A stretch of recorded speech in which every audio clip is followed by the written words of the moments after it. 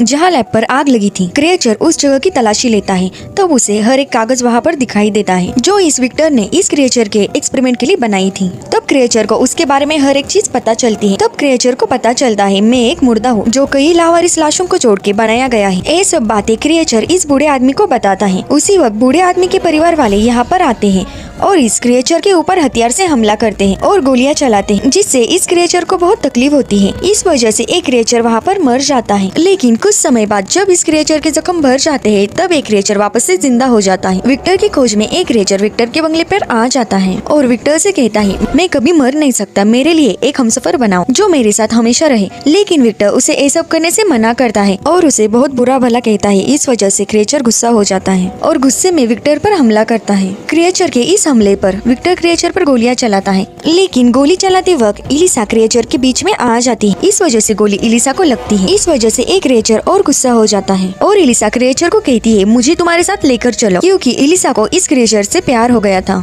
लेकिन कुछ समय बाद इलिसा भी अपनी जान गंवा देती है। इस वजह से एक क्रिएचर बहुत गुस्सा हो जाता है और जिस तरह से एक क्रिएचर तड़प के जी रहा था, उस तरह से वो विक्टर को भी तड़पाना चाहता है। एक क्रिएचर एक बड़ा बॉम्ब हाथ में लेता है और उसे जलाता है और विक्टर को भागने के लिए कहता है और वो बॉम्ब खुद पर ब्लास्ट करता है और वो क्रिएचर वहीं पर मर जाता है और फिर से जीवित होता है। विक्टर इस बॉम्ब से इतनी दूर होने के बाद भी विक्टर बहुत ज्यादा जख्मी हो जाता है। तब ये आर्मी के लोग विक्टर को जहाज पर लेकर आते हैं। विक्टर को क्रिएचर के ये सब बात पता चलती है।